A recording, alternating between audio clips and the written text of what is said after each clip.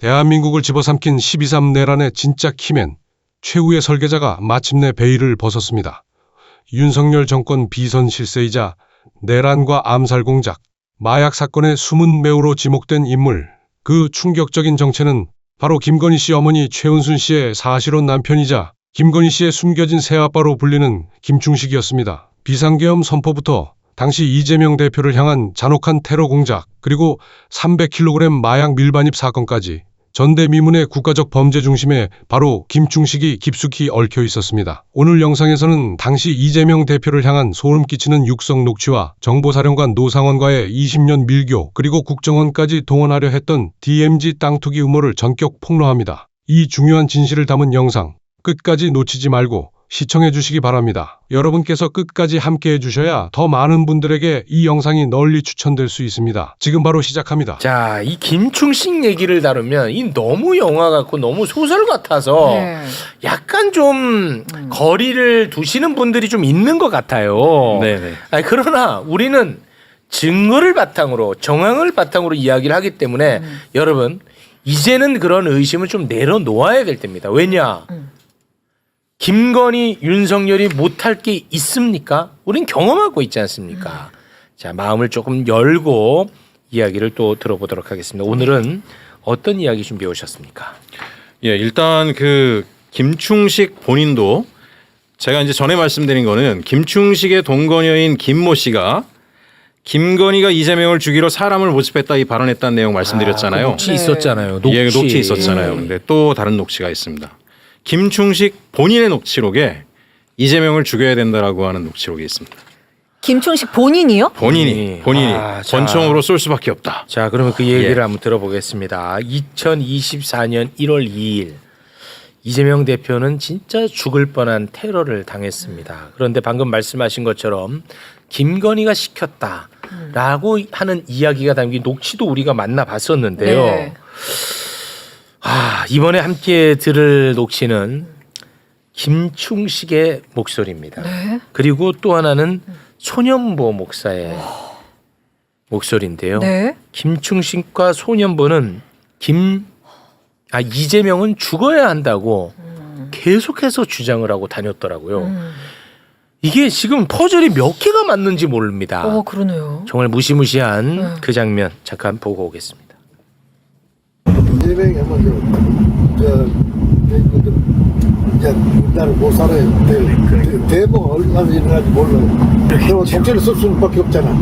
그리고 또 내란 일어날 수밖에 없어요. 이재명이가 대통령이 되면은 일주일도 안 돼서 한 달도 안 돼서 이 나라는 전체주의 국가가 될 거다. 그렇게 될 겁니다. 이재명이 대통령 맡기 위해서 저는 제 개인적으로 내 삶을 다 바쳐서 최선을 다할 거예요. 그래서 저는 이재명이 죽어야, 이재명이 그런 탐욕과 적개심과 이기심이 죽어야만이 대한민국이 산다고 외쳤고, 여러분 저는 변함이 없습니다.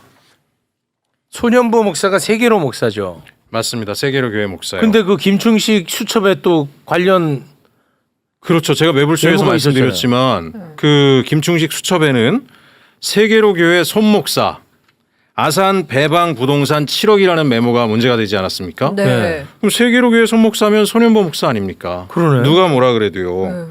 그리고 이제 이 아산 배방 부동산 건 같은 경우도 다시 한번 정리를 좀 해드리면 2001년이에요. 김건희와 최은순이 김충식의 도움으로 여기 개발지구에 대한 비밀 정보를 받아서 30억을 투자해가지고 그것도 자기 돈은 거의 안 들이고 남의 돈 가지고 투자해서 나중에 이게 국가산업으로 국가에서 개발 사업이 됩니다. 그래서 토지공사와 주택공사로부터 보상액을 무려 130억을 받습니다. 국가 돈으로. 이 고급 정보를 어떻게 알았느냐. 현재 제보 내용 중에는 김충식이 당시부터 이미 제가 말씀드렸던 윤남근 판사와 긴밀한 관계였는데 법원에 들어오는 정보를 윤남근 판사로부터 확인해서 이 부동산 투자를 했다라고 하는 그런 의혹 제보가 있습니다. 네. 이것도 특검에서 밝혀봐 주시길 바라고요. 네. 어쨌든 가만히 보게 되면 김진성이라는 인물이 테러범.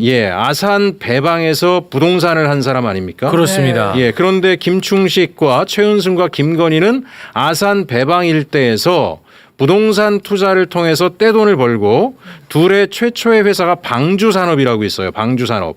이 방주산업이 그 부동산 개발용 회사입니다. 아산 배방에서 시작을 했고요. 이게 나중에 명칭을 살짝 바꿉니다. 충운산업으로.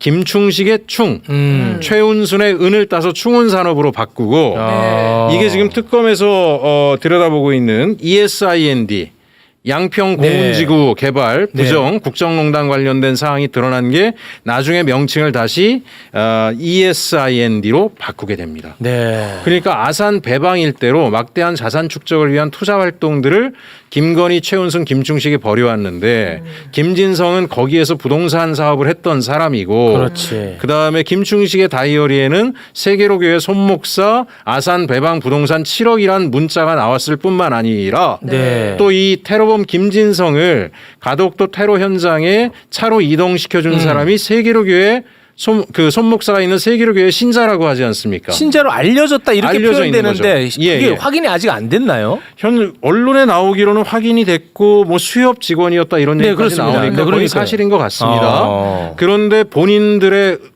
녹취록에는 이재명을 죽여야 된다라고 하는 목소리가 지금 나온 게 녹취록이 지금 공개가 되고 예, 있는데 됐잖아. 네. 그러니까요. 그러니까 아니 이재명에 그래서 대한 의원님 아까 그 김충식 메모 다시 좀 올려주시겠습니까? 만약에 이 메모가 예. 진짜 김충식이 작성한 메모라면 사실 퍼즐을 맞힐 필요도 없이 거의 이재명 대표 테러의 배우는 김충식, 김건희로 봐도 무방하다고 생각합니다. 저는. 네. 예, 예. 자, 그래서 그런지 댓글상에도 이 메모에 신뢰도를 문제 삼는 분들이 꽤 많아 보이는데요. 그건 왜 그런 걸까요? 일단 뭐 이제 특정 유튜브 채널에서 저 메모가 필적이 다르다 뭐 이렇게 하면서 김충식이 한 게 아닐 수 있다라고 하는 의혹들을 제기하는 분들이 있는데요. 아, 그래요? 근데 이제 그럼에도 불구하고 이게 김충식의 메모가 맞을 수 있다라고 하는 여러 가지 정황 증거들이 있습니다. 첫 번째는 김충식을 주군으로 모신다는 이재성. 네. 지난번에 제가 이재성의 녹취를 말씀드렸지만 이재성이 원장님께서 세계로 손목사라고 아산에 있는 목사 번호를 적은 게 빌미가 돼서 특검에서 맞아. 이 얘기 했잖아. 김충식이 수사를 받고 있다라는 발언을 합니다. 했잖아. 이 얘기. 예, 했잖아요. 저기는 그런 그 잘못된 허위 정보를 누가 쓰는 바람에 오해를 받고 있다라고 한 게 아니라 김충식 씨가 썼기 때문에 문제가 됐다라고 했어요. 그거 했잖아. 그죠? 그다음에 두 번째, 김충식 메모에 나오는 모든 사건들이 지금 하나하나 다 사실적인 그런 상황들과 일치하고 있는 것들이 드러나고 있어요. DMZ 토지 거래, 이건 제가 직접 하지 않았습니까? 그 본인이 맞다. DMZ 토지 정부로부터 분양받은 거 맞다. 뭐 행안부나 통일부에서 도와줬다 이 얘기도 하고요. 그다음에 양평 토지권도 메모장에 있는 거거든요. 수첩에. 또 지금 어쨌든 간에 사실관계 확인돼서 특검 수사 들어갔잖아요. 그렇습니다. 그러니까 기본적으로 마약 사건 관련돼서도 나중에 잠깐 말씀드리겠지만 그것도 자기 자필이라는 거 인정했습니다. 예? 예, 물론 마약이 아니라고 얘기를 했지만 그건 네. 나중에 말씀드릴게요. 네네. 그다음 고위직 인맥 기록에 대한 기록들이 있거든요. 그것도 그냥 쓴 거고 허위고 필적이 그분께 아니다 이런 얘기했지만 지금 사진 자료들이 다 밝혀졌어요. 그 네. 고위직의 인물들과 실제로 만나서 도자기를 건네받고 특정 행사에 같은 모임에 참여하거나 관련된 기구에 속해 있거나 임원이거나 다 드러나고 있어요. 네. 그럼 어떻게 이것만 사실이 아니라고 콕 집어서 이야기할 수 그거는 있겠습니까? 오히려 그게 더 이상하지. 오히려 그게 더 이상한 겁니다. 그게 매우 예, 이상하죠. 예. 아주 이상한 겁니다. 예, 그렇기 때문에 이거는 사실로 보는 게 현재로서는 타당하다고 저는 봅니다. 예, 저도 그렇게 생각합니다. 네. 예. 특검이 철저히 조사를 해줄 거라고 믿고 있고요. 근데 이게 만약에 이제 진짜 사실이라면 진짜 이건 무서운 일이 발생한 겁니다. 네. 예. 김건희가 시켜서 김충식을 통해 소년보 통해서 네. 그 김진성을 통해서 테러가 발생했다. 와, 이거는 진짜 너무너무 무서운 일인 거예요. 그리고 사건이 발생하고 예. 그 범인의 배우가 알려질까봐 경찰을 동원해서 현장을 청소하고 증거를 인멸했다. 이건 맞습니다. 진짜 끔찍한 일입니다. 끔찍한 일이고요. 이 시청자분들께서 한번 복기를 해보시면 아는데 당시 경찰이나 국정원이나 또 총리실의 대테러 대응반이나 이쪽에서는 김진성의 사건을 개인의 우발적인 사건으로 덮어버렸거든요. 네. 근데 이거는 웬만한 그 전문적인 수사관들한테 물어보면 너무 이상한 점이 많고 네. 저도 그때 그때 굉장히 의혹이 많았던 게 네. 자, 야당의 대표가 총선을 얼마 앞두고 그렇지. 갑자기 기습을 당했어요. 테러를 당했어요. 네. 그럼 정부에서는 이 파장이 어디까지 갈까 우왕좌왕하고 사건 관련돼서 뭐 정황 증거들 증거 인멸 있을까 봐 경찰은 조치를 하고 해야 되잖아요. 네. 당시 보세요. 이건 프로 기획자가 붙기 전에는 이렇게 진행될 수가 없습니다. 그렇습니다. 김진성의 우발로 볼 수 없어요. 첫 번째 말씀하셨지만 맞아요. 핏자국을 바로 지워버렸죠. 네. 예. 그 다음에 뭐라고 얘기합니까? 단순 찰과상 1cm 정도의 단순 찰과상에 불과하다라고 네. 이야기를 합니다. 핏자국이 이만한데 단순 찰과상이라 그러면 개연성이 떨어지니까 안 되겠죠. 그래서 핏자국 지운 거예요. 네. 과도 그리고 얘기 나오고. 맞습니다. 1cm의 단순 찰과상인데 호들갑을 떨고 있다 이런 프레임을 바로 씌웁니다. 네. 그 다음에 헬기 이용했다라는 거. 특혜 의혹으로 프레임 맞습니다. 전환시켰죠. 응급 환자 누구나 이용할 수 있는 헬기인데 그렇습니다. 마치 이재명 전 대표만 이용한 것처럼 특혜 의혹을 씌웠어요. 그렇죠. 그리고 커터컬 얘기가 나옵니다. 그렇죠. 이번에 국정원 보고서에서 나왔는데 테러라고 하는 정황이 있었음에도 불구하고 김상민 전 검사 당시 국정원의 파견 뭐 특별보좌관 법률보좌관으로 법률특보 네. 김상민이 테러로 보지 말고 일반 사건으로 하라는 가이드라인을 주잖아요. 네. 이게 큰 차이입니다. 테러가 되면 정치적 동기가 붙은 사건을 테러라 그러거든요. 네. 그럼 정치적 배후를 수사해야 되잖아요. 그렇습니다. 근데 개인 사건이 돼버리면 개인적인 원한이잖아요. 그렇죠. 너 카타칼 듣고 왜 달려들었어? 텔레비 보다가 짜증나서. 그럼 더 이상 수사할 게 거기서 없어요. 끝이죠. 근데 이게 일사천리로 진행이 돼요. 맞아요. 이거는 컨트롤 타워가 있기 때문에 가능한 거기 때문에 그렇습니다. 당시에도 김진성에게 이것을 사주하고 뒤에서 여론 프레임을 통해서 총선을 앞두고 마치 야당 대표가 부끄럽게 1cm 정도의 찰과상을 가지고 쇼를 하고 있다라고 하는 프레임을 만든 건데 네. 제가 왜 이게 논리적 근거가 있다라고 보냐면 내란을 보면서요. 내란의 노사원 같은 인물 좀 이따 오혁진 기자가 말씀하신다는데 네. 그 사람들 세계 최고 수준의 프로들입니다. 노사원 정보사령관 출신이죠. 네. 이 사람들이 하는 게 뭐예요? 해외 나가서 작전하는 거예요. 그렇습니다. 예? 해외의 어떤 정보를 캐낼 때 대한민국이 전혀 개입되지 않은 것처럼 철저히 민간이 우연히 술집에서 알아낸 것처럼 첩보 공작. 흔적을 없애고 공작하는 사람들인데 네. 이게 만약에 테러 그 내란과 계엄을 준비하던 세력이 여기에 만약에 작전 세력으로 붙었다라고 하면 저는 플랜 A, 플랜 B 세웠을 거다. 네. 사망했을 경우에 그렇지. 또는 사망하지 않았을 경우에 그냥 단순 우발적으로 살짝 찔렀는데 우연히도 급소를 맞아서 죽었다. 또는 사망을 안 했을 경우에는 그냥 개인적인 동기에 의한 그런 단순한 그냥 것을 가지고 마치 엄청난 일을 벌린 것처럼 프레임을 만들면서 야당이 쇼를 하고 있다. 네. 이것들을 만드는 플랜 A, 플랜 B에 따라서 움직였기 때문에 이렇게 된 거고 그래서 저는 이번에 김충식 메모가 단순히 넘어갈 일이 아니다. 그렇습니다. 예, 네. 그렇게 생각을 합니다. 만약에 그 김충식 메모가 없었다고 하더라도 네. 이거는 수상한 지점이 한두 군데가 아니라는 너무 겁니다. 많죠. 없었다고 네, 하더라도. 맞습니다. 네. 자, 그리고 마약 이야기를 잠깐 해볼까 하는데요. 백혜룡 경정이 마약 수사 초기에 이제 무마가 됐지만 300kg 규모의 마약 사건이었다라는 이야기를 했습니다. 그런데 참으로 공교롭게 김충식 수첩에 또 아주 에이. 의심스러운 메모가 있다고요. 예. 그 보면 310kg 말레이시아산 1차 55kg라고 나와 있습니다. 예.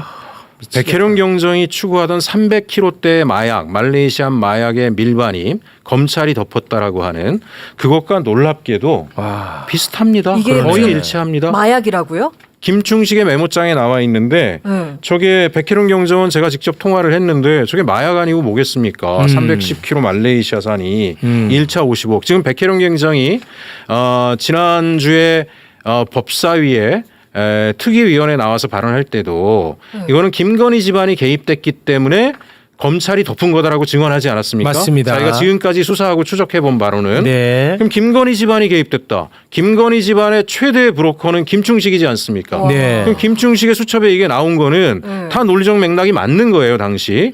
그리고 대통령의 가족 정도가 개입했으니까 인천 당시에 심우정 검찰총 인천 검찰 그 지검장. 지검장이죠. 지검장까지 나서서 덮은 거지. 이거 일반적인 마약 사건을 왜 검찰 조직, 경찰 조직이 다 나서서 축소 은폐해야 하겠습니까? 그러니까요. 예. 네. 그 관련해 가지고 의원님이 김충식에게 물어봤다고요? 물어봤죠. 제가 저한테 전화했길래 물어봤어요. 아, 누구한테 전화한 거예요? 김충식 씨가 제가 특검법 발의하니까 저를 협박할 목적으로 전화를 하신 것 같아요. 아, 그러면은 그게 언제예요? 그 특검법 발의하고 바로니까 한 3주쯤 전인 것 같아요. 아, 최근에. 예, 최근에. 아, 최근에 김충식 특검법 얘기하는 거예요? 예, 제가 김충식 특검법을 발의했잖아요. 아. 발의를 하고 언론에 보도 자료를 냈더니 곧바로 김충식 씨가 저한테 의원실로 전화를 하셨어요. 아, 그래서 그게 이제 통화 녹취가 있는 것 예, 같던데요. 녹취록이 다 있습니다. 예, 그러면 그 부분 예. 잠깐 좀 듣고 오겠습니다. 지금 그 열린공감 쪽에서 저희한테 제보한 거에는 선생님 수첩에 그 뭐 말레이시아산 300kg 또 1차 55kg 이 메모가 당시에 이제 어쨌든 말레이시아 마약 밀반입 문제로 굉장히 시끄러울 때인데 왜 선생님 수첩에 그런 게 기록이 되어 있는지 기록한 사실이 없어요. 제가 아무리 생각해도 무슨 내가 말하자 이거는 뭐 전면 부인인데요. 예, 전면 부인인데 또 놀라운 일이 있었는데요. 오늘 네. 뭐 자료는 여기서 못 보여드리지만 네. 김충식 씨가 또 모 유튜브 채널에 또 직접 인터뷰를 하셨어요. 거기서 이제 유튜브 채널에서 김충식 씨한테 이 본인이 기록하지도 않은 위조된 내용 아니냐 이게 이게 그런데 김충식 씨가 이걸 보더니 뭐라고 얘기하냐면 이거 내가 쓴 건데라고 이야기를 합니다. 아, 내가 쓴 건데라고 예, 얘기해요. 내가 쓴 건데라고 분명히 이야기를 합니다. 아. 그러더니 또 갑자기 우물쭈물쭈물 하시더니 사진 잠깐 준비가 돼 있다는데 잠깐 좀 한번 볼까요? 네.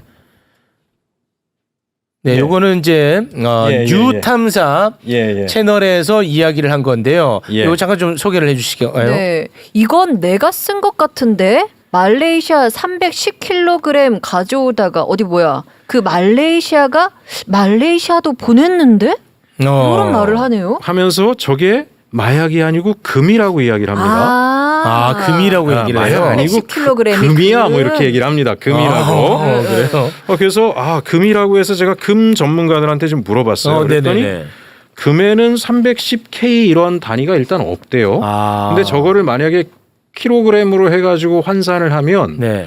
저게 천문학적인 금액이랍니다. 만약에 금이라고 해도 금이라고 해도 큰 금이라고 문제일 것 해도. 같다. 400억대가 훌쩍 넘어갈 정도의 금액일 텐데 그럼 말레이시아에서 400억대가 훌쩍 넘어가는 금을 뭐 밀반입하려다가 실패했다는 얘기인 건지 하여간 본인은 일단 여기서 분명하게 얘기한 건 저한테는 전화해서 그거 내가 쓴 거 아니야 라고 얘기를 했는데 저기서는 내 글씨 맞아 라고 이야기하고 그러네. 근데 마약이 아니라 금이야 라고 얘기했습니다. 어쨌든 마약이든 금이든 다 그렇습니다. 문제가 될 수 뭔가 있겠습니다. 이상해. 예, 이상합니다. 야, 진짜 이거 뭐 영화 같은 이야기가 계속되고 있습니다. 예. 어찌됐든 이 건과 관련해서는 지금 특검에서 들여다보고 있고요. 네. 메모 역시도 특검에서 들여다보고 있는 거죠. 들여다보고 있죠. 예. 다 넘어가 있으니까요. 특검에 네. 가 있으니까 무슨 뭐 필적이나 이런 문제까지도 그렇습니다. 결국 특검이 다 알아서 판단할 거다라고 생각을 합니다. 알겠습니다. 네. 네. 자, 그럼 오혁진 기자님, 김충식과 노상원과의 관계에 대해서 오늘 준비를 해오셨다고요? 예. 뭐 죄졌어요? 아니. 네, 당당하게 합니다. 네. 네. 아니 저 사실 그 김충식 노트 관련해 가지고는 저도 처음에 그냥 음모론일 뿐이라고 좀 생각을 했는데 네네네. 그 올해 초에 좀 취재를 하고 노상원이 윤석열 캠프에서 좀 왔다 갔다 했다라고 했을 때 저는 이게 좀 제정신이 아니잖아요 어쨌든. 그래서 좀 김건희 쪽하고 연관이 분명히 있을 텐데 그럼 건진법사가 아닐까라고 저는 처음에 생각을 했어요. 근데 아무리 취재를 해도 노상원이랑 건진법사 쪽이랑은 연결고리가 잘 안 보이더라고요. 네. 그래서 이제 군 인사 쪽으로 이제 좀 물어보면서 제가 3월 달부터 좀 파악을 좀 했던 건데 네. 노상원이 소령 때 이제 보병에서 정보병과로 바꿉니다. 근데 정보병과는 군 인사 특성상 진급이 잘 안 돼요. 그래서 자기 이제 대선배들한테 부탁을 해야 되거든요. 근데 네. 이제 2000년대 초반까지 그 군 단체 중에서 가장 활발하게 활동했던 데가 성우회라고 있습니다. 성우회? 네, 네. 네. 이제 여기가 전두환 정권 이후에 사실상 극우 집단처럼 조금 보이기 시작한 그런 군 예비역 장성 단체인데 군 예비역 장성 단체. 네네네. 이제 지금은 저기 대수장이랑 좀 비슷하다고 보시면 될 것 같아요. 그러니까 극우 시민단체 막 집회할 때 막 참여하고 이제 약간 윤석열 약간 옹호하는 발언 가끔 하고 이런 분들이 모여 계신 곳인데 네. 보통 이제 64, 28기, 30기쯤 되는 분들에게 이제 김충식을 소개를 받은 것 같아요. 그러니까 김충식은 1990년대부터 애초에 판검사들한테 좀 로비 활동을 벌인다거나 아니면 군인들에게 자기가 그 주관하는 전시에 초대를 해가지고 좀 후원을 받는다거나 이런 관계로 애초에 그냥 브로커를 자처했던 사람이거든요. 네, 김충식이. 네. 근데 노상원 입장에서는 김충식, 그러니까 제가 취재하기로는 노상원이 먼저 접촉을 했어요. 김충식한테. 노상원이 김충식을. 네네네. 2000년대 초반에. 네. 근데 제가 초반. 아까 정보병과는 진급이 잘 안 된다고 말씀을 드렸잖아요. 네. 그래서 노상원 입장에서는 김충식이 와, 저 사람 대단한 사람이다. 어떻게 판검사 저렇게 많이 알지? 그리고 그럴 수 있지. 육사 대선배들 어떻게 저렇게 많이 알지? 해서 노상원이 먼저 이제 김용현한테 부탁을 해가지고 김용현도 성우회 회원입니다. 네네네. 김용현도. 네. 김용현이 국방부 장관 됐을 때 성우회에서도 그 발표문이 있어요. 축하드린다 막 이러면서. 그래서 김용현을 통해서 먼저 이제 김충식을 소개를 받았고 그 이후에 그 육사 선배들한테 선배님 저 사람 아세요? 라고 물어보고 나 잘 안다라고 해서 자주 만났던 것으로 추정이 됩니다.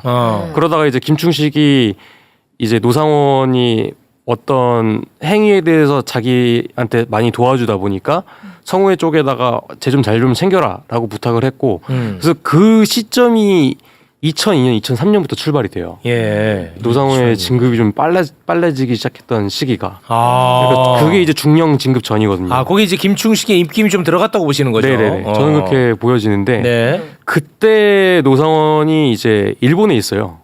이거는 제가 정보사, 그러니까 저한테 계속 정보를 주시는 분들한테 확인했는데 2001년에 노상원이 갑니다. 일본으로. 네, 일본으로. 네. 근데 천리대를 가요, 이상하게. 네? 천리대학교, 천리대가 어디예요? 덴리대학교라고 나라시에 있는 데거든요. 네. 천리교에서 하는. 네네. 그런 게 있어요? 근데 거기가 그러니까 국방부에서 정보병과 장성, 그러니까 육사 출신 애들한테 일본을 보내주긴 해요. 그런 안보 교육 프로세스가 있어요. 네. 근데 보통 정보병과 엘리트가 되려고 한다면 유럽이나 미국으로 가거든요. 일본 안 가요. 네. 일본 가더라도 도쿄로 갑니다. 나라시 누가 가요? 그러면 보통 이제 도쿄로 간다고 한다면 국방부에서 일부 자금 지원을 해준다거나 이런데 천리대로 갈 때는 자금 지원이 없습니다. 그래서 그 돈을 누가 대줬을까라는 생각도 의문도 좀 들고 네. 그리고 정보사에 계셨던 분들이 다 공통을 하는 말이 딱 하나 있어요. 노상원이 일본 갔다 와서 이상해졌다고 그래요. 일본 갔다 와서.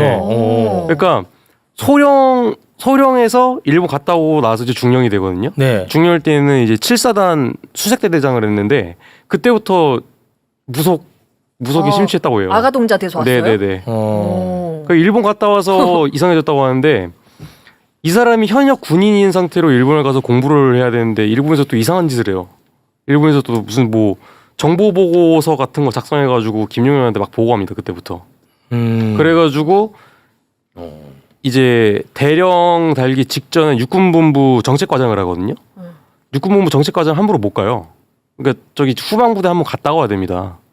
근데 김용현이 그때 이제 육군 참모총장이 비서실장이었어요. 근데 그 일본에서 대북 첩보 보고를 생산할 수 있는 단체는 딱 하나밖에 없어요. 조총련. 그러니까 일본에서 공부를 하면서 조총련이랑 미팅을 한 거예요.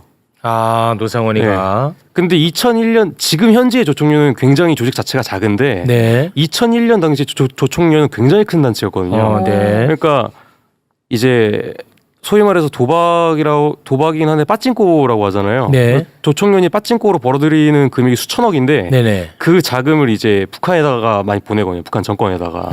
그러면 그러니까 정보사분들이 추측을 하는 거는 노상원이 그러면 조총련 사람들과 만나서 어떤 행위를 했을까라는 건데 조총련은 기본적으로 우리나라 여권법 따졌을 때는 무국적자거든요. 그러면 조총련에 계신 분들한테 야 니네 기하시켜줄 테니까 니네가 이번에 빠찡코로 벌어들인 금액 중에서 북한으로 얼마 보내는지 비자금 얼마 보내는지 나한테 정보 넘겨 해가지고 실제로 기하를 추진했던 분들이 있는지 없는지는 모르겠지만 그런 정보를 김용현한테 보고를 해서 김춘식도 얘 일 잘한다 호에서 진급이 그때부터 좀 빨리 된 거죠. 그리고 그래서 이제 조총련 쪽에다가 제가 한번 또 물어봤어요. 그래서 제가 일본 한 6번 갔다 오거든요. 대단하시네. 와. 이것 때문에. 아니 그것 때문이 아니고 작년까지 일본 한 6번 갔다 왔습니다. 와. 조총련들도 마약 유통하고 그래가지고 대단해. 네, 네, 감사합니다. 그래서 조총련 쪽에다 물어보니까 정보사에서 보통 국정원 애들도 많이 만나긴 하는데 그 이제 북한에다가 비자금이 얼마나 넘어가는지 그거는 이제 팩트고 그래서 노상원 그럼 이제 조총련 의장의 비서실장 했던 분한테 여쭤봤어요. 노상원 아냐고.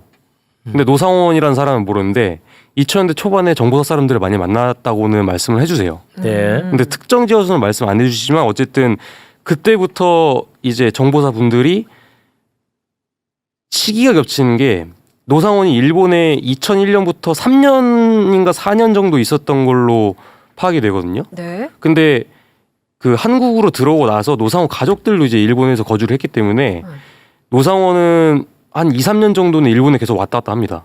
근데 그때 김충식 씨가 일본에 거주했던 시기가 겹쳐요. 아, 김충식도 일본에 있었어요, 네. 그때. 그래서 이제 그때부터 이제 정보사에 계셨던 분들 중에서 일본에 안 갔던 분들이 일본에 갔던 분들이 계실 수도 있잖아요. 근데 대부분 일본어 잘 못하세요. 근데 노상원은 일본어를 굉장히 잘하거든요. 아, 노상원 일본어 네. 잘하고. 그래서 정보사에 계신 분들은 둘이 뭐 신사도 몇 번 갔다 오고 구남도 네네. 거기도 갔다 오고 음. 그다음에 노상원한테 일본 사업가랑 일본 종교인들 소개받은 것 같다. 그래서 노상원이 그렇게 좀 맛이 가서 왔다. 이렇게 말씀을 많이 해주시는데 그래서 제가 봤을 때는 한 2002년, 2003년부터 김중 씨하고 노상원 씨의 관계가 시작됐다. 시작됐다. 네네. 일본에서 함께 있었을 가능성 높다. 그리고 김충식, 김용현, 노상원이 이제 그렇게 엮여 있는 그쵸. 것 같다. 그 인연이 거의 한 20년 차에 그렇죠. 이제 계엄을 터뜨린 거네요. 네네네. 제가 지금 섬뜩한 게요. 네, 뭐가 또 있어요? 김충식 씨가 저하고 전화 통화할 때 네. 그 몽유도원도 반환에 당신 개입하지 않았냐 그랬더니 맞다. 자기가 일본 가서 일본 황실 천안 과문 사람들하고 만나가지고 몽유도원도 반환에 대한 이야기를 했고 그 몽유도원도가 이야기한 노상원이가 네, 있던 네, 네. 천리대학교에 있는데 그쪽하고도 다 얘기가 진행이 되고 있다라고 이야기를 했어요. 그리고 이태원 참사 때 그때 그 이상한 예. 사진 있잖아요. 예, 그 사제한 사람 그 일본 사제 뭐 예. 까만 옷 입고 그 사람이 맞아요. 일본 델리교 천리교의 사제였어요. 여기 델리대학교. 그 김충식하고 같이 있었다는 거 아니에요? 그랬을 가능성이 높은데 그 이태원 참사에서 그 저기 그 어떤 그 행위를 하셨던 분은 예, 예. 천리교에서 그게 천리교예요? 예, 제명된 분으로 저는 알고 있습니다. 아, 그 사건 때문에 이제 제명됐어요? 아니요, 그 전에. 아, 그 전에. 네네네. 예. 와. 그게 또 그렇게. 야, 이게 뭐 만만치가 않네. 이게 뭐 다 연결돼 있네. 김충식은 만만한 인물이 아닙니다. 김충식 만만하지 않습니다. 예, 예. 네, 노상원이가 김충식하고 연결이 돼 있는 것 같고요. 실제로 노상원이가 김충식이 주최하는 행사에 후원을 한 거는 이제 이건 사실로 밝혀진 것이고요. 예. 그리고 그 여기 뭐 여기 이 뭐예요? 글씨 있잖아요. 이 글씨가 그거 올려주세요. 네. 이 글씨가 제가 정보사 그 노상원이랑 한 5, 6년 정도 같이 일하셨던 분들한테 여쭤봤는데 이게 네. 노상원 필체가 맞다고 하더라고요. 아, 노상원 필체가 네, 맞대요. 지금 여기 대표 네, 대표 노영래. 용래. 네, 이게 네. 노상원 옛 이름입니다. 예다. 네. 네. 이게 노상원 필체 본인 필체라고 하더라고요. 이게. 김충식한테 돈 낸 돈 봉투. 네네네. 네, 김충식에게 후원했던 그 봉투입니다. 네. 알겠습니다. 오늘은 조금 무서우니까 여기서 좀 마무리를 짓겠습니다. 김충식은 그 한국 사람인 거죠? 일본 사람 아니죠? 그 한국 사람인데 태생은 일본에서 태어났고요. 아, 일본에서 일본에서 태어나서 이제 한국으로 왔는데 제가 지금 백혜룡 경정하고 같이 추적하는 것 중에 하나가 이 마약에 왜 손을 댔을까라고 하는 걸 같이 지금 의문점을 가지고 추적하고 있거든요. 결국은 내란과 계엄을 하려면 상당한 비자금이 필요한데 네. 그 비자금을 가장 쉽게 수조 원대의 돈을 모을 수 있는 거는 마약이다. 네. 결국은 어찌 보면 그게 단순히 이권만을 바라보고 마약 사업에 개입한 것이 아니라 결국은 그때부터 내란과 계엄이다라고 하는 것들을 염두에 두고 노상원 같은 사람들을 통해서 HID 오비 조직이나 이런 애들을 밑에서 훈련시키고 조직화하고 구구 보수교회들을 움직이고 거기에 대한 막대한 자본이 필요했는데 그것 때문에 마약에 손댔을 가능성이 대단히 높기 때문에 백혜령 경정도 이걸 제대로 털지 않으면 다시 유사한 문제들이 생겨날 수 있다. 그 검은 돈이 물밑에서 살아서 움직이고 있을 거라는 거예요. 네. 지금도. 지금도. 네. 알겠습니다. 일단 네. 오늘은 여기에서 마무리를 짓겠습니다. 저 네. 오늘 보니까 제가 하나만 더 말씀드리고 싶은 게 있는데 네. 네. 오늘 매불쇼 첫 시간에 윤건영 의원님께서 국정원 관련해서 말씀 오늘요. 했어요. 네, 했습니다. 그거 제가 추가적으로 하나 더 말씀드리면 그 국정원에서 어쨌든 직접적으로 계엄에 가담하려고 했더라는 물적 증거 확보가 된 거잖아요. 확보됐어요. 네. 근데 그거 말고도 제가 하나 더 말씀드리면 여인영이 홍장원 전 차장님한테 연락했다가 뭐 체포 명단 이렇게 불렀다가 네. 홍장원 차장님이 사실상 거부하셨잖아요. 네. 그 이후에 여인영이 국정원 간부들한테 전화 돌립니다. 뭐라고? 그 도감청 전문가들 파견 보내달라고. 12월 3일 10시였나? 네. 그래요? 네. 그래서 실제로 5명 정도 파견 가요? 3급 간부 이상들이 대기 준비합니다. 도감청 전문가들. 도감청 전문가가 근데 국정원 도감청 전문가들이 계엄사에 이제 만약에 실제로 파견이 됐으면 민간인 사찰이거든요, 사실상. 네.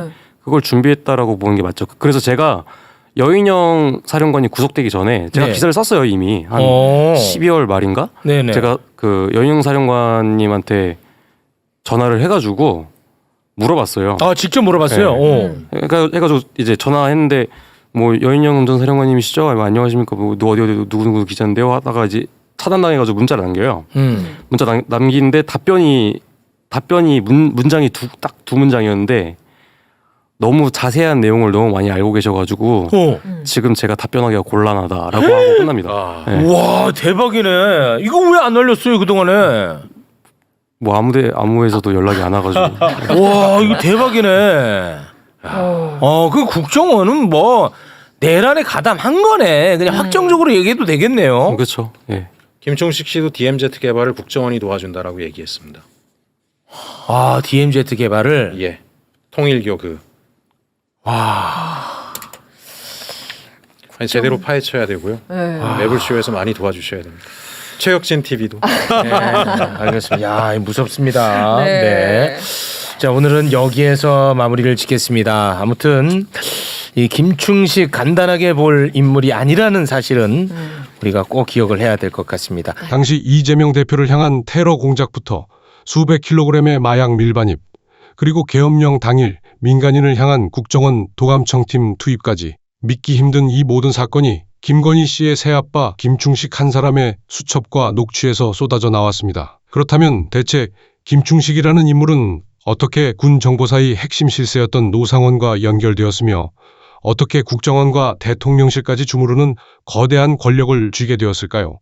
이어지는 영상에서는 김충식이 직접 국회의원에게 전화를 걸어 스스로 실토한 충격적인 내란 기획서의 실체, 그리고 일본 천리교와 조총련 1100만 평의 DMZ 땅 투기 공작까지 얽혀있는 20년 음모의 전말을 공개합니다. 여기서 멈추시면 가장 충격적인 배우를 놓치게 됩니다. 화면을 그대로 고정해 주십시오. 이 국회 대정부 질문 가운데도 얘기를 했는데요. 그와 관련해서 혹시 뭐 좀 국회 안에서 뭐 들으신 정보나 내용이 좀 있으십니까? 그게 사실은 제가 서영교 의원님께 그 제보를 전달한 당사자이기도 합니다. 의원님이 당시에. 바로 그 현역 의원이십니까? 아니요. 그 제가 현역 의원 전이고요. 네. 현역 의원으로 받으신 건 다른 내용이에요. 예. 근데 그 내용이 유사했기 때문에 서영교 의원께서 공개를 한 거죠. 이 제보가 신빙성이 있구나. 열린공감 TV 채널로 나간 그 여성의 목소리를 제보한 게 의원님이시라는 거죠? 예, 맞습니다. 예. 그래서 서영교 의원님은 이거를 굉장히 중요하게 좀 바라보실 것 같아서 네네. 그 녹취록을 제가 듣고 너무 놀랬고 그 다음에 그 녹취에 나오는 등장인물은 김건희 엄마 최은순 씨와 아주 오랜 가까운 사이였던 사람인데 그 그분이 이제 그런 얘기하는 걸 들었다라고 명확하게 얘기를 한 거잖아요. 예. 그래서 이제 이걸 분명하게 전달을 해드려야 되겠다라고 해서 예. 전달을 한 거고 네네. 마침 서영교 의원께서는 그때 뭐라 그러셨냐면 현역 의원 누군가로부터 해서 자기가 따로 들으신 말씀이 있었대요. 맞아요. 예. 그게 이제 조희대 대법관이 그와 그 유사한 사람이 얘기를 누구냐면은 네. 현역 의원인데 이 현역 예. 의원은 이 얘기를 누구한테 들었냐면 박근혜 민정 라인의 맞습니다. 굉장히 높은 예. 사람으로부터 직접 들어서 예. 그 얘기를 현역 의원이 듣고 그 현역 의원이 국회 법사위원인 서영교 의원한테 얘기를 해준 거예요. 예. 그래서 서영교 의원이 천대엽 법원행정처장을 상대로 질의를 했는데 네. 그 사이에 열린공감 TV에 관련된 내용이 또 나온 제보가 거죠. 온 거죠. 그게 예. 바로 제보자가 의원님이셨군요. 예, 제가 전달을 와. 했습니다. 예. 그리고 나서 네. 계속 이제 후속 그 취재를 언더커버 기자님한테도 이제 부탁을 했는데 네. 그분도 이제 겁이 나니까 그때 이후로는 이제 입을 닫은 거죠. 하지만 이미 녹취록이 있으니까 네네. 그걸 가지고 하게 됐는데 그때 이후에 진행되는 결과들을 보면 허투루 나온 건 아니었겠구나라고 하는 정황이 딱 잡히잖아요. 그러니까요. 그 회동이 있었다라고 하는 있었고 얼마 뒤에 예. 이재명 대표의 그 사건에 대한 파기환송이 이루어지고 예. 한독수가 대통령 출마 선언을 하고 네. 일련의 과정들 그리고 정상명 씨도 그 자리에 있었다라고 하는 건데 예. 사실 김충식의 그 집사 역할을 하는 분의 녹취 파일을 제가 들은 적이 있는데 네. 보니까 윤석열을 뒷받침하는 물밑의 핵심 세력들이 예. 몇몇이 있는데 보니까 김충식이 연결고리 역할을 하는 사람이고 정상명이 실세로서 코칭을 하고 있고 그다음에 동해에 있는 황하영이라고 하는 자가 멘토 역할을 하고 있고 그 얘기들이 다 나와요. 그러니까 이 사람들이 밀접한 관계 속에 있는 사람들이어서 예. 작전 세력이 충분히 됐겠구나라고 하는 그 것들을 의원님께서 알게 됐죠. 처음 입수한 이 녹음 파일의 시점은 언제입니까? 그게 4월 한 말쯤 됐을 때인가요? 그러니까 비상계엄 터지기 전인 거죠. 그렇죠. 2024년 비상계엄 터진 이후에요. 터진 이후인가요? 예. 2025년? 예. 그 녹음 파일이 나온 것은 그렇죠. 그다음 예. 비상계엄 전에는 네. 정말 놀라운 일이 있었는데 예. 그 제가 이제 총선에서 작년에 떨어지고 저는 비례에서 16번에 떨어졌잖아요. 예. 민주연구원에 와서 이제 민주당 미래 정책을 만들면서 예. 또 열린공감 TV나 뭐 이런저런 몇 군데 채널도 나가고 그랬었는데 네. 그때 너무나 당혹스러운데 김충식에 대한 얘기도 그때 알게 된 거거든요. 예. 정말일까? 근데 파보면 파볼수록 예. 너무 많은 증거들이 나오는 거예요. 그때 9월 달에 어떤 일이 있었냐면은 국방부 대령이라고 하는 익명의 제보가 있었어요. 네. 그때 이제 열린공감 TV하고 이걸 제가 나가는 방송에서 할 거냐 말 거냐 예. 하자. 이게 너무 내용이 정확한 거예요. 계엄이 곧 터진다. 예. 준비가 착착되고 있다. 계엄이 곧 터진다. 예. 이거는 현역 군인이 아니면 그런 글을 쓸 수가 없는 거예요. 가짜 제보. 2024년 9월에. 그렇죠. 예. 그리고 나서 12월 1일인가 2일에 또 다른 제보들이 군부대의 사병들로부터 오는데 군의 움직임이 이상하다는 거예요. 네. 국지전이 벌어지든 뭔가 있을 것 같다.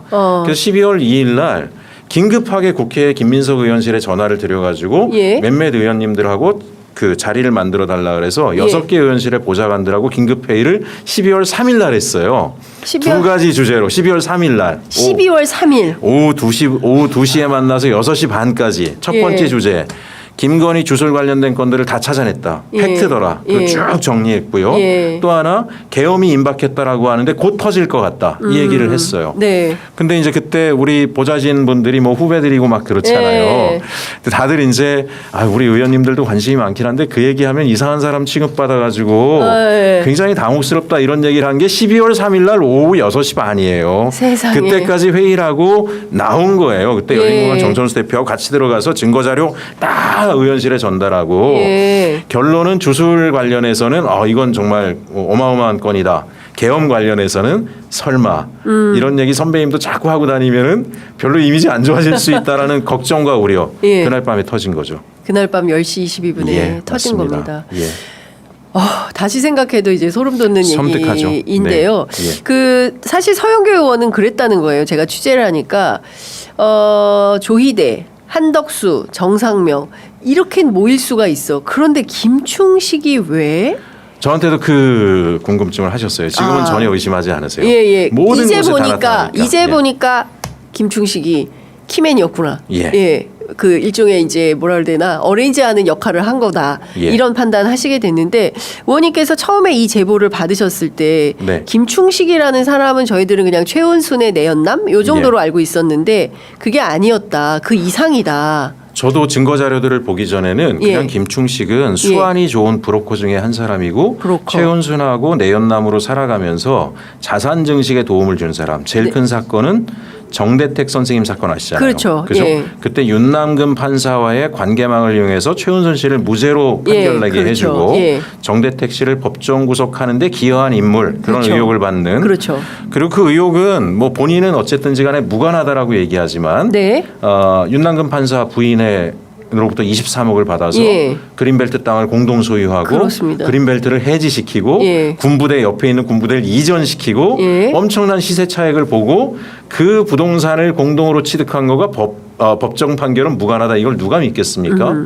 그 정도 수준인 줄 알았어요. 네. 근데 그 이후에 이제 최근에 일요시사 이런 신문에서도 취재를 해가지고 보도를 했지만 노상원하고 관계가 20년이 넘었다는 거 아닙니까? 그건 정말 무서운 일입니다. 예. 노상원 예. 그 다음에 예. 그 아유 갑자기 노상원이 김충식. 노상원이 2003년도에 예. 일본으로 유학을 가요. 어. 근데 놀랍게도 예. 통상 유학을 가면은 일본은 잘 선택도 안 하지만 예. 가더라도 도쿄나 예. 오사카에 있는 유명한 대학을 그렇죠. 가잖아요. 예. 근데 델리시에 있는 델리대학교 천리교가 운영재단인 천리교. 예, 일본의 신흥 종교죠. 천리교. 예. 그 천리교가 운영재단인 예. 델리대학교로 갔다라는 것. 노상원이. 노상원이. 예. 그리고 그 시기에 김충식도 일본에서 머뭅니다. 그 유학 가기 직전에 성우의 멤버들, 즉 예. 극우 보수 성향의 그렇죠, 전직 성우회. 장군들 예, 예. 이 모임과 노상원이 거기 가서 잘 보이려고 할 때 연결고리를 김충식이 해줬다라고 하는 증언들은 이미 다 나와 있는데 이후에 천리대학교 김충식과 밀접한 관계가 있는 천리대학교로 갔다라는 것. 김충식과 천리대학교는 어떻게 밀접 관계가 있어요? 그건 제가 김충식 씨가 예. 제가 김충식 특검법을 발의하니까 저희 의원실로 직접 전화를 했어요. 김충식 씨가요? 예, 전화했어요. 저하고 한 30분 가까이 통화를 했습니다. 제가 조근조근 다 물어봤어요. 네네. 제가 듣기로 김충식 선생님 예. 이렇게 예의를 갖추면서 예. 일본 황실가와 그렇게 밀접한 관계를 하는데 맞습니까? 예. 맞대요. 얼마 에? 전에도 일본 천안 황실가에서 자기를 초청해서 일본 갔다 왔고 예. 그러면 그때 일본의 황실가와 네. 몽유도원도 반환 및 도요토미 히데요시 칼 돌려주고 이런 얘기를 하신 게 맞냐 그랬더니 맞대요. 그게 천리대학교에 있는데 거기하고도 얘기가 다 진행이 됐다라고 이야기를 직접 합니다. 와. 천리대학교에서 몽유도원도를 보관하고 있거든요. 그래요? 그리고 우리가 이태원 참사 났을 때 네네. 계속 왜 저 사람만 저 안에 그 출입금지 벨트라인 안에 들어가서 죄를 올리고 있느냐. 네. 물론 한국천리교에선 제명된 사제라고는 하지만 천리교 사제였던 사람인 게 맞는데 예. 그 사람이 검정색 옷을 입고 올라가서 거기서 죄를 지내고 있잖아요. 이태원 참사 지역에. 그래서 어쨌든 일본의 통일교뿐만이 아니라 예. 천리교 쪽과 또 김충식은 긴밀한 관계가 있고 예. 그리고 노상원을 본인이 인정했다 이거죠. 천리교와의 관계는. 그럼요. 예. 그리고 노상원이 예. 천리교에서 유학을 하고 온 다음부터 사람이 이상해졌대요. 같은 군 동기들이 이야기하는데 네. 뭐라 그러냐면 갑자기 주술이나 이런 거에 대한 관심이 굉장히 높아졌고 무속 뭐 이런 무속에 이렇게 빠졌고요. 예. 2015년에 예. 노상원이 또 김충식 씨가 하는 대규모 그 전시회에 예. 후원금을 큰 돈의 후원금을 낸 흔적들이 다 나왔고 그 봉투 안에 같이 나온 것은 계엄을 추정해 볼 수 있는 학습 자료까지 나왔다는 거예요. 2015년에. 예. 그거는 추미애 의원께서 상임위에서 다 문제 제기를 하지 않았습니까? 노상원과의 20년의 관계들을 계속 이어오면서 네. 이 관계가 윤석열한테까지 연결이 됐구나라고 하는 거를 추론할 수 있고 특검에서도 이 부분을 갖다 들여다보고 있습니다. 아 지금요. 지금 들여다보고 있습니다. 예, 예. 그리고 어쨌든 이재명 전 대표에 대한 테러 사건에도 예. 김충식이 연루됐을 것 같은 이야기들이 지금 계속 흘러나오고 있잖아요. 증거들이. 예. 그래서 김충식은 끼지 않은 곳이 없어요. 소년보 목사와의 관계, 예. 소년보 목사와는 어떤 관계였을까? 이것도 지금 하나하나 다 찾아내고 있습니다. 김충식은 통일교에도 발을 담궜지만 네. 보수 기독교계에도 발을 담궈가지고 대형 보수 기독교계의 교회의 장로직도 막 맡고 그랬습니다. 근데 그 중에 제일 최근에 의심스러운 것 중에 하나는 예. 국가조창기도회라는 게 있어요. 맞아요. 예. 그죠? 국가조창기도회. 아 유명해졌습니다. 이배용 그 금거북이 맞습니다. 예. 4.5돈. 예. 국가조천기도회가 예. 지난번에 개엄 시기에는 회장이 서희건설 그렇죠. 회장이었잖아요. 이봉관 회장. 예. 손현보 목사가 그래서 중심적인 역할들을 예. 했죠. 그리고 계엄이 터지기 한 달 전에 서울에서 대규모 집회를 예. 엽니다. 예. 700명 가량이 모인 그 김충식은 동부 지역의 거의 대표격을 맡고 있었고요. 세계로교회예요. 아니요. 그 저 국가조창기도회 예. 서울 동부권역에 아, 예. 동부권역 기도회에는 그 황우여 씨, 안창호 인권위원장, 예. 김충식과 나란히 앉아서 사진도 찍은 게 다 나와 있습니다. 예. 그리고 한 달 전에 그 국가조창기도회가 개엄 한 달 전에 열렸을 때는 윤석열 대통령 거기 참여했죠. 네. 거기에 왜 박완수 계엄사령관이 떡하니 가서 앉아 있습니까? 그렇습니다. 그럼 국가조창기도회에서 네. 손현보 목사가 계속 나와서 이재명이 죽어야 된다, 이재명을 죽여야 한다라는 발언들을 지속적으로 한 것과 저는 윤석열과 또 김충식과 네. 박완수까지가 다 거기 연결돼 있는 것이 예. 저는 내란 정도를 획책할 때 우리가 놓치지 말아야 되는 거는 예. 20-30명이 도모해서 내란을 하지 못합니다. 그렇습니다. 국지전까지 도모했잖아요. HID 오비그룹을 노상훈이가 관리하면서 암살단을 준비시켰었잖아요. 네. 거기에 우리나라의 야권의 정치 세력들을 갖다 다 암살하려고 준비를 했잖아요. 그렇습니다. 500명을 예. 명연백을 3,000개를 준비를 예. 하고 예. 그 돈이 어디서 나왔겠느냐라고 하는 부분들을 우리가 파야 되고 그 돈이 어디서 나왔다고 의심하세요? 저는 김충식이 예. 여러 일본의 구구 세력이나 구구 정치 세력으로부터도 한반도의 정치 지형도를 받기 위해서 예. 자금 루트를 확보했을 가능성이 높다라고 보고 있고 예. 그다음 또 한 축은 지금 의혹으로 계속 터져 나오는 것이 김건희 일가가 마약에 손을 댔다라는 거 아닙니까? 예. 사실은 현금화할 수 있는 막대한 수조 원대의 돈이 있어야 이 바닥에 HRD 오비원이 잘못 실패하면 자기 목숨줄이 날아갈지도 모르는 내란에 왜 개입하겠습니까? 그거는 돈이 다 연루가 돼 있기 때문에 개입을 한 거다라고 저는 보고 있고 뭐 백혜룡 경정도 그 맥락에서 주장을 맞습니다. 하고 있습니다. 그 부분에 대해서 특검이 거기까지 수사를 해야 되고 예. 그렇기 때문에 이번에 특검법 개정은 반드시 필요했던 거고 김충식 특검법도 필요하다라면 반드시 네. 해야 된다라고 저는 생각하고 있습니다. 지금 김충식에 대해서는 김충식 씨에 대해서는 특검이 특별히 불러서 소환 조사를 하거나 이렇게 각을 세우는 느낌은 잘 못 봤는데 지금 실제로 어떤 관계 있습니까? 양평 공흥지구 사건 때문에 예. 조사를 하고 예. 그다음에 피의자 신분으로 전환이 됐잖아요. 예. 그다음에 최근에 또다시 이제 들여다보는 것은 이재명 전 대표에 대한 테러건의 김충식의 개입 여부를 지금 조사하고 있는 것으로 알고 있는데요. 특검 쪽 수사관들이 우회적으로 이야기하는 것은 네. 특검이 일이 지금 너무 버든이 크대요. 그러니까 이제 김건희 수사를 하다 보면 네. 그 수사의 과정에 반드시 나오는 인물 김충식. 네. 근데 김충식은 너무 브로드해서 예. 이거를 팔려면 별도의 수사팀을 만들어줘야 된다. 이게 특검 수사관들의 입장입니다. 예. 그래서 이번에 특검에서 수사관이 좀 보강이 되면 예. 그 안에 별도의 김충식 전담반을 만들든가 아하. 아니면 그게 도저히 여력이 없다라면 김충식 특검법을 통과시키든가 예. 저는 둘 중에 하나가 필요하다라고 보여지고요. 예. 또 하나 김충식 스스로가 저한테 전화했을 때 네. 자기가 상당한 기획자였다라고 하는 걸 스스로 실토를 했어요. 그게 뭐였냐면 예. 제가 내란의 기획자가 김충식이라고요?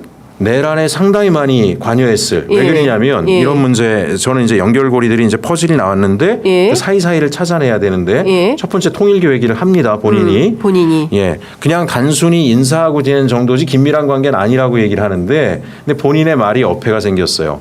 DMZ 안에 김충식 씨가 국가 땅을 분할받아서 통일 무슨 동산인지 네, 한 8,000평 맞아요. 예, 공원 만들었잖아요. 만든다고, 예. 근데 자기 입으로 그게 다가 아니래요. 자기는 평화 통일을 위해서 따로 준비하는 게 있는데 대한민국 군 소령 출신인 정모 씨가 자기에게 DMZ 인근에 1,100만 평의 땅 문서를 가지고 와서 이걸 통째로 기증해 드릴 테니 평화의 도시 건설 해달라. 라고 요청했다는 거예요. 그건 저한테 직접 한 얘기입니다. 예. 그리고 본인의 문서 안에 예. 그 중에서 한 9만 평 정도의 땅에 유엔 아시아 사무소 건립 부지를 이미 확정을 해서 하고 있다. 네. 이게 뭐예요? 통일교가 김건희를 통해 가지고 하려고 했던 거잖아요. 청탁했던 거잖아요. 맞아요. 그거를 자기가 기획하고 있다는 거예요. 그 기획서까지 나와 있어요. 그리고 이거를 정부 쪽에선 누가 도와주느냐? 국정원이 전격적으로 자기를 도와주고 있다라는 내용들이 들어가 있습니다. 그리고 통일교 간부가 그런 얘기를 해요. 사실 DMZ 인근의 통일교가 1,200만 평 정도의 어마어마한 땅입니다. 네. 그 중에서 일부는 뭐 팔았지만 그럼 1,100만 평하고 거의 얼추 맞아요. 1,100만 평이면 강남구 전체하고 똑같은 크기입니다. 네. 그리고 실제로 조사를 몇 군데 해봤어요. 고성 지역이나 이런 데 정말 그 통일교의 땅이 있는가? 네. 있어요. 그리고 최근 한 사이에 예. 상세불명의 일본인이 소유한 땅들이 국가 땅 사이사이가 그 사람들이 다 샀어요. 일본인들이요? 예. 근데 좀 물어봤어요. 일본인이 어떻게 대한민국 DMZ 근처에 안보와 보안이 걸려 있는 곳에 땅을 살 수 있냐 그랬더니 국토부 쪽 얘기는 네. 제1교포는 살 수 있답니다. 제1교포. 예. 상세불명의 일본인. 그럼 왜 국가 사이에 저 써먹지도 못하는 땅을 왜 사냐? 예. 저 땅이 지금은 국가 땅 사이사이에서 쓸모가 없지만 예. 만약에 나중에 대형 개발지구가 되면 예. 이 땅을 소유했기 때문에 국가 땅을 우선적으로 취득할 헐값에 네. 권한을 갖게 된답니다. 그렇겠죠. 예. 예. 1,100만 평의 부지를 DMZ 내에 한 거예요. 예. 그리고 거기에 아시아 유엔 사무소를 그 DMZ 엄중한 지역에 어떻게 세우지? 예. 그러면 윤석열은 왜 국지전을 하려고 했지? 예. 그렇게 해서 국경선을 끌어올리려고 했지? 이 얘기하고 다 연관성이 있는 겁니다. 갑자기 김건희 씨 뭐 통일 대통령 이런 게 생각이 나네요. 괜히 나온 게 아니죠. 괜히 나온 게 아닌 것 같다. 예, 최 목사님 만났을 때 그 예. 얘기하고 자, 의원님 덩어리가 너무 커가지고요. 맞습니다. 한 그래서 번에 안 될 것 같고 지금 32분이라서 저희가 이제 네네. 마무리를 해야 될 것 같은데 네. 저희가 의원님을 만나니까 취재꼭지도 생기고요. 예. 취재꼭지도 너무 많이 생기고 오늘 말씀으로 이제 안 될 것 같아서 2부를 예약해야 될 것 같습니다. 알겠습니다. 예. 언제든지 불러주시면 예, 또 조만간 나와서. 다시 한번 모셔서 관련된 내용을 오늘은 좀 굉장히 와이드하게 브로드하게 말씀을 해주셔가지고 꼭지를 좀 나눠서 분야별로 좀 세부적으로 이 문제를 좀 집중해서 말씀을 좀 들어야 되지 않을까라는 생각이 좀 듭니다. 알겠습니다. 매우 충격적입니다. 네. 저도 굉장히 충격적이고요. 네. 그게 헛으로 나온 얘기들이 아니었구나. 실제로 준비되고 있었구나라고 하는 것. 그럼 저는 꼭 지금 특검 수사관도 똑같이 얘기하는데요. 그 돈의 흐름을 찾아내야 된다라는 겁니다. 네. 내란 계엄까지 하면서 큰 예. 그림을 그렸던 돈의 흐름이 예. 어떻게 흘러다녔는지. 그렇습니다. 예. 지금 뭐 그 이해할 수 없는 심우정 전 검찰총장의 특활비 예. 그리고 또 국정원에서 예. 나갔다는 뭐 1억 7천에서 2억 4천 가량의 공작금, 예. 대북 공작금 뭐 이것뿐만이 아니겠죠. 예. 다종다기한 형태의 국가 예산이 어느 방식으로 어떻게 쓰였는지 점검해 볼 필요가 있다. 그리고 또 한 축에서는 그 자금이 경우에 따라서는 일본의 어딘가에서 연결이 예. 돼 있다. 이거를 찾아낸다면 이거 어마어마한 일인 것 같습니다. 여튼 네. 최혁진 의원님과 저희가 취재를 통해서 또 여러 가지 사실관계를 좀 확인해 보도록 하겠습니다. 네. 자신이 직접 정부기관과 국정원을 움직여 DMZ 땅을 개발하고 있었다고 자랑스럽게 실토한 김충식. 일본과의 수상한 교류 속에서 주술과 공작, 비자금 조성을 학습한 이들은 마침내 대한민국이라는 국가 자체를 삼킬 거대한 판을 짜기 시작했습니다.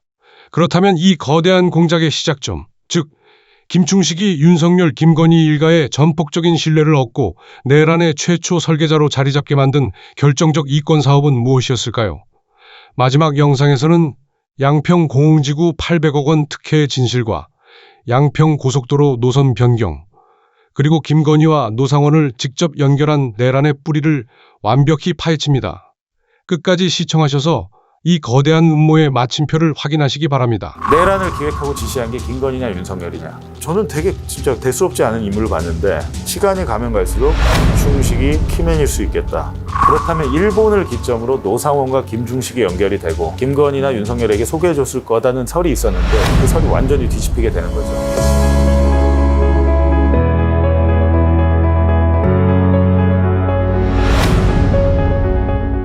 특히 이제 김충식에 대해서도 이 모든 과정에 김충식이 단순하게 관여된 게 아니고 이런 이권에 대한 경제 공동체이기도 하지만 예를 들면 김충식과 노상원의 인연. 김 씨는 비상계엄의 핵심 인물인 노상원 전 정보사령관과도 최소 10년간 관계를 맺어온 것으로 파악됐습니다. 특검이 최근 압수수색한 양평 창고 근처에서는 김 씨가 버린 것으로 추정되는 문건이 다수 발견됐는데 그중 베를린 이스트사이드 갤러리 후원이라고 적힌 봉투에는 개명 전 노 전 사령관의 이름인 노용래 장군이 적혀 있었습니다. 김충식이라는 사람이 갑자기 어떻게 내란에 등장한 노상원 전 정보사령관과 연결이 될까라고 봤을 때 연결이 돼 있었던 거죠. 김충식이라는 사람이 문어발식으로 정치인들과 자기의 네트워크를 확대하는 과정에서 뭐 여러 가지 전시회도 열고 했는데 그 중에 당시 이제 노상원 정보사령관이 현직일 때 김충식의 전시회에 금일봉을 전달한 기록도 지금 나온 상황이거든요. 베를린 이스트사이드 갤러리는 김 씨가 지난 2015년 주관한 전시회로 여기에 노 전 사령관이 후원금을 낸 것으로 보이는 정황입니다. 대표 노용래도 확인할 수 있었습니다. 근데 김충식은 소위 말하는 일본통으로 알려졌는데 일본에서 살기도 했고 노상원도 공교롭게도 군인치고는 대부분의 군인은 미국이나 유럽으로 가려고 하죠. 연수 같은 것을. 근데 노상원은 미국과 유럽을 가지 않고 일본을 택해갖고 연수를 갔고 상당 부분 일본에서 머물렀습니다. 근데 그 과정에서 저희가 생각했을 때는 그렇다면 일본을 기점으로 노상원과 김충식이 연결이 되고 나중에 이 인연이 김충식이 최은순이나 김건희에게 노상원을 소개해주지 않았나라는 합리적인 의심에 도달을 한 거죠. 그렇다면 이미 윤석열이 중앙지검장, 검찰총장을 할 때 김건희와 윤석열이 노상원을 알고 지내는 사이였다면 여태까지는 나온 의혹은 아마 김용현이 자신의 육사 바로 후배고 자신의 신복이었던 노상원을 김건희나 윤석열에게 소개해줬을 거다는 설이 있었는데 그 설이 완전히 뒤집히게 되는 거죠. 그러니까 김용현 자체가 내란의 기획이나 주범이 아니고 그러니까 12.3 내란의 주요 당사자 군인들 있잖아요. 근데 이제 노상원이 비화폰을 들고 다니면서 실제로 김건희와 통화한 것을 롯데리아 회당 당사자들이 목격을 2차례 이상 했습니다. 우와, 네. 쭉 거슬러 올라가면 김충식을 통해서 노상원을 이 최은순과 김건희가 알았다면 내란의 최초 설계자나 기획자가 김건희라는 이제 합리적인 결론에 도달하게 되는 거기 때문에 되게 인물 관계가 복잡한데요. 그냥 그건 간단하죠. 내란을 기획하고 지시한 게 김건희냐 윤석열이냐 둘 중 하나인 거죠. 김충식을 지금 특검에서 수사하는 것은 양평 그 공흥리 아파트 사건이거든요. 양평 공흥리 아파트 사건은 사실은 한 2, 3년 전부터 계속 구체적인 제보가 있었는데 관련해서 이제 저희가 항상 보도를 할 때는 누가 제보를 했다고 해서 바로 보도는 하지 않습니다. 예를 들면 저희가 보도를 함으로 인해서 수사를 시작하게 한다거나 진행 중인 수사 사건에 결정적인 단서를 제공할 수 있다거나 이 상태에서 하는데 공흥리 아파트 사건은 이상하게도 윤석열 정권에서 개발 기간을 연장해 주거나 개발 부담금을 낮춰줬다. 굉장히 이렇게 단순화됐고 실제로 당시 경찰이 수사하고 당시 공무원 3명을 재판에 이제 검찰이 넘겼는데 그분들이 1심에서 무죄가 나왔어요. 무죄가 나오게끔 수사를 한 거잖아요. 딱 그 부분에 한정하다 보니까 범죄는 여기서 저질렀는데 수박 겉핥기식으로 엉뚱한 곳에 그 혐의만 조사해서 하다 보니까 법정에서 당연히 무죄가 나올 수밖에 없잖아요. 근데 그 부분에 대해서 지금은 이제 김충식을 특검이 압수수색하고 영장이 발부됐다는 것은 공흥리 아파트를 시작으로 이제 김충식의 신병을 확보해서 암살 미수 사건이랄지 아니면 노상원과의 연계성이랄지 문어발식으로 뻗어나갈 수 있는 계기는 될 수 있을 것 같습니다. 저는 되게 진짜 대수롭지 않은 인물을 봤는데 시간이 가면 갈수록 김충식이 키맨일 수 있겠다 그런 생각을 하고 있죠. 근데 이제 김충식의 그 수첩의 내용이란 것 그리고 단순히 메모가 아니고 김충식이 전직 총리를 비롯한 여러 정치인들에게 자신이 만든 뭐 도자기 쟁반 접시 같은 걸 선물하고 같이 인증 사진 같은 걸 찍잖아요. 그리고 저희가 최근에 양평 공흥리에 최은순이 350세대 아파트를 지었는데 거기가 수질보전 대책구역 1급지였습니다. 그 과정에 대해서도 김충식도 수첩에서 나오더라고요. 김건희 씨 일가는 양평군 공흥리 일대에 대규모 아파트를 짓는 과정에서 인허가 특혜 등을 받아 100억 원대 이익을 취득한 의혹으로 특검 수사 대상에 올라 있는데 김충식 씨 역시 이 의혹에 깊숙이 연루돼 있습니다. 제가 생각하기엔 그렇습니다. 김충식이라는 사람은 처음에는 저는 그냥 단순한 최은순의 내연남으로 경제 공동체 비슷하게 여러 가지 범죄를 저지르면서 이익을 공유하는 사이가 아니었을까라고 했는데 그 단계를 좀 넘어선 게 아닌가라는 생각이 들고요.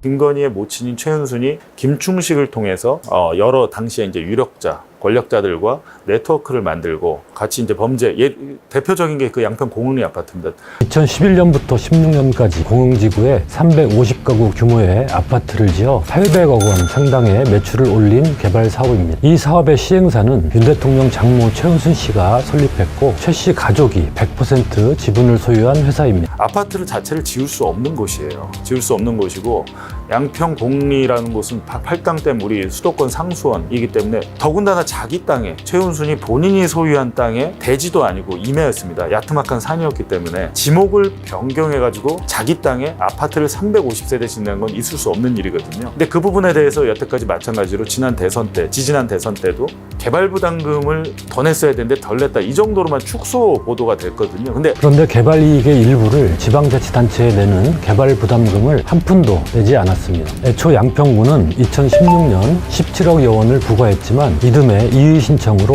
6억여 원으로 깎아줬다가 다시 0원으로 수정한 것입니다. 근본적으로 거기는 아파트가 지어질 수 없는 곳인데 당시에 제가 볼 때는 최은순과 김충식이 합작해서 벌인 최초의 이권 사업이었고 그게 성공리로 끝났잖아요. 그러면서 그 이후에 여러 가지가 있었는데 그중 대표적인 게 윤석열이 당선되고 나서 당선되자마자 취임식 하기 전에 대통령직 인수위원회 단계에서 양평 고속도로의 노선이 바뀌는 상황이 발생을 합니다. 원안에서 양서면이었던 종점은 김건희 여사 일가가 수천 평의 토지를 소유한 것으로 파악된 강상면으로 이미 바뀌어 있습니다. 취임식을 하기도 전에 인수위 단계에서 서둘러서 노선을 바꿔야 되는 이유가 있었겠죠. 근데 제가 지금에 와서 보니 양평 공흥리에서 분양가가 350세대 분양가가 약 800억 원 정도 됐는데 당시에 이 사람들이 건축 원가를 굉장히 부풀려서 내면서 개발 부담금을 안 냈거든요. 개발 부담금을 높이면 자신의 이익이 줄기 때문에 개발 부담금도 안 내지만 여러 가지 세금이나 뭐 공흥리에서 벌어들인 거대한 수익을 숨겼던 것이죠. 근데 이분들이 거기서 양평군청이랑 이렇게 결탁해서 우리 사이가 도와주니까 얘기가 되네. 더구나 이렇게 한번 해보니까 팔당에서 이렇게 양평에서 아파트를 짓는 게 아무나 못하는 거고 우리는 할 수 있어. 크게 재미를 봤는데 공교롭게도 노선이 이제 그 마지막 종점이 양서면에서 강상면으로 낮춰집니다. 종점이 낮춰지는데 강상면의 마지막 고속도로 끝 종점 지점이 근처에 이제 최은순 일가의 토지가 굉장히 많아요. 선산도 있고 많은데 양평 공흥리와 같은 시내에 있는 야트막한 야산이 강상면 쪽에 하나 더 있습니다. 하나 더 있기 때문에 만약에 지금 똑같은 방식으로 다시 아파트를 거기다 짓게 되면 어마어마한 수백억 원에서 많게는 1000억 원 이상의 이익을 올릴 수 있는 것이고 강상면으로 그러니까 고속도로 노선을 변경을 시키면 최은순 일가의 땅 서울 송파구가 고속도로로 딱 30분 만에 연결이 되더라고요. 근데 이거는 처음에는 저희가 그 고속도로 논란이 있었을 때 그랬을 것이다라고 추정을 했는데 공흥리 아파트 사건을 보니까 충분히 이거는 앞서서 우리가 해보니까 이거 되네. 돈 맛을 진짜 좀 크게 봤다고 생각하거든요. 왜냐면 그 전까지 최은순이 번 돈의 단위라는 것은 몇십억 수준이었는데 이 아파트 한 건으로 제가 볼 때는 300억에서 400억 정도를 그냥 번 겁니다. 그랬기 때문에 야 크게 해먹을 수 있는 방법이 이렇게 있구나라는 선행학습이 있었고 나중에 고속도로 노선만 변경하면 야 우리 일가 가진 토지에서 한 번 더 해먹을 수 있어 정권이 끝나도 라는 생각을 했다고 보이죠. 강력하게 저는 의심이 되고 단순한 것 같습니다. 많은 혐의 중에서도 김건희 혐의 중에 제가 말씀드렸지만 두 가지 내란의 기획이냐 가담이냐 두 번째 이재명 암살 미수 사건의 지시 혹은 방조 아니면 가담 인지를 했느냐 이거겠죠. 지금 현직 검사들이 여러 뭐 수사 역량 약화랄지 뭐 여러 가지 더구나 피의자 인권도 나와요. 피의자 인권을 경찰이 막 하기 때문에 우리가 해야 돼요라고 주장을 하는데 다 필요 없고요. 그냥 그런 현직 검사들이 자기들 검찰청 게시판에 올리거나 아니면 이제 언론 상대로 말하는 거 그 내용에 정반대로 가면 됩니다. 그 이유에 대해서는 우리가 바보입니까? 국민들이? 여태까지 검찰이 조작 수사하고 불법 수사한 그런 모든 케이스들을 지난 윤석열 정권에서 봤는데 거기에 대해서 국민들이 검사들의 논리에 수긍을 할까요? 저는 오히려 일부 검사들이 그런 정치적인 발언을 그리고 검찰 개혁을 반대하는 발언을 하는 게 국민들 입장에서는 반대로 생각을 할 것 같아요. 야, 저 검사들이 저렇게 날뛰는 걸 보니까 더 해야겠구나. 반드시 해내야겠구나. 라는 인상을 줄 수 있어서 전 그분들이 고맙더라고요. 양평 공흥지구에서 시작된 수백억대 이권 사업의 성공은 결국 국가 권력을 사유화하고 마약과 테러, 그리고 무력 내란까지 기획하게 만든 끔찍한 괴물을 만들어냈습니다. 최은순의 사실혼 남편이자 김건희 씨의 숨겨진 새아빠 김충식. 그는 일본의 극우 세력과 주술적 종교 그리고 군 내부의 인맥을 동원하여 대한민국 헌정을 뒤흔든 거대한 내란의 진짜 설계자였습니다. 특검 수사가 진행될수록 드러나는 이 무시무시한 진실을 우리는 결코 우연이나 해프닝으로 넘겨짚어서는 안 됩니다. 헌법을 파괴하고 국민의 목숨을 담보로 자신들의 욕망을 채우려 했던 자들에게 단죄의 날이 머지않았습니다. 영상이 유익하셨다면 구독과 좋아요를 눌러주시고 이 끔찍한 국정농단과 내란의 실체를 온 국민이 알 수 있도록 이 영상을 주변에 널리 공유해 주시기 바랍니다. 여러분의 공유 한 번이 정의를 바로 세우고 대한민국을 지키는 가장 강력한 힘이 됩니다. 끝까지 시청해 주셔서 감사합니다.